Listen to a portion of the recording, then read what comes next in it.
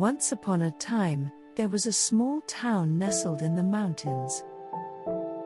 It was a peaceful place, where the people were kind and the snow was always gentle. But one winter, something strange happened.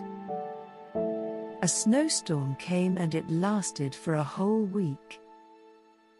The snow was so thick and heavy that it buried the entire town. The people of the town were worried.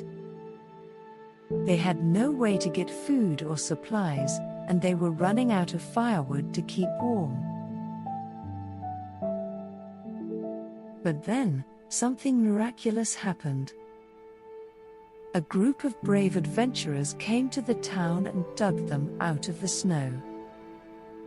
They brought food and supplies, and even some firewood to keep the town warm.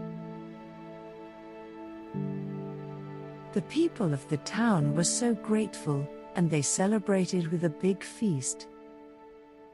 They thanked the adventurers for their help, and the snowstorm was soon forgotten. And from that day on, the people of the town always remembered to be kind to one another, and to help those in need. The end.